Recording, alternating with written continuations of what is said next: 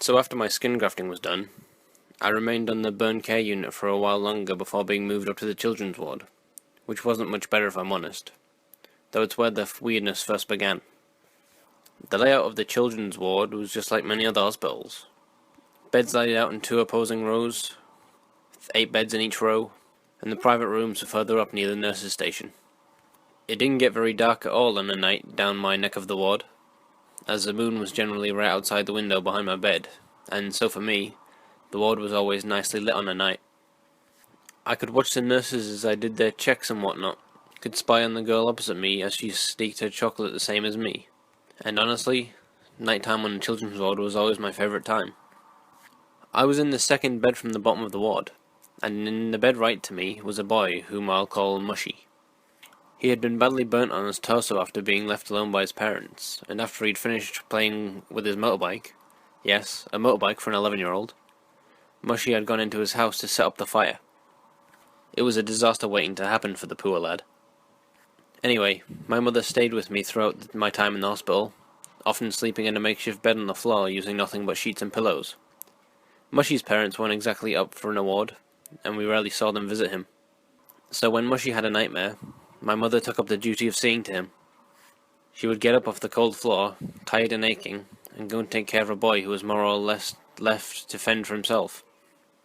I heard him one night as his nightmares started. I could hear the mattress responding to his tossing and turning, could hear his cries for his mum, when I saw my mother lean over to him as she usually did.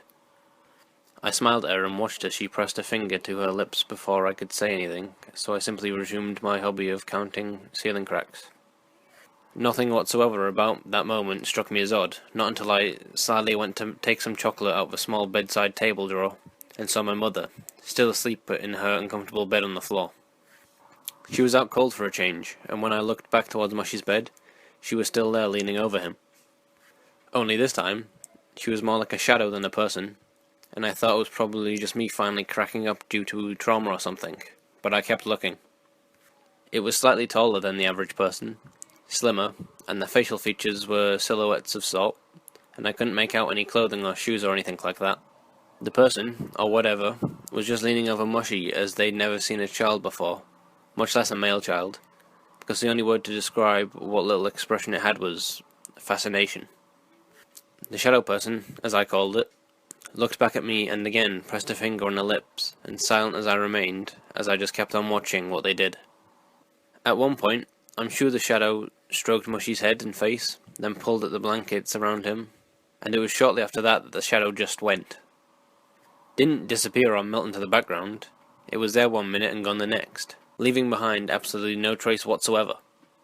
I wasn't afraid of the shadow person, but then I had just had a quarter of my body torn off, so I figured nothing could be scary after that. So there I was, an 11-year-old, slyly eating a bar of dairy milk at 2 a.m. in the hospital bed, and just watching the shadow stare down at the boy in the bed next to me. I didn't call for a nurse, didn't wake my mother, or pretty much do any other thing than eat and watch. I mean, there's no harm in looking, is there? And that's what the shadow was doing until it wasn't there anymore, and I simply shrugged it off and put it down to me losing what few marbles I had left.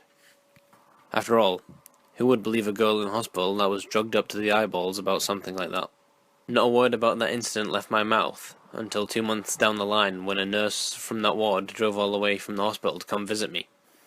She took me down to the cafeteria for a Coke and a sandwich, then outside for a short walk, which is when I told her about the shadow person. Apparently, the nurses on that ward thought I'd been my mother going around checking on the kids at night, but when the oddities continued after I was sent back to Durham, the whispers began. They never knew who was tucking the kids in at night, who was stopping Mushy's nightmares and pulling the curtains around the beds, but since no harm was ever done, they just ignored it. She didn't say much else on the subject, and she didn't seem to be all that uncomfortable with it, so I simply let it go.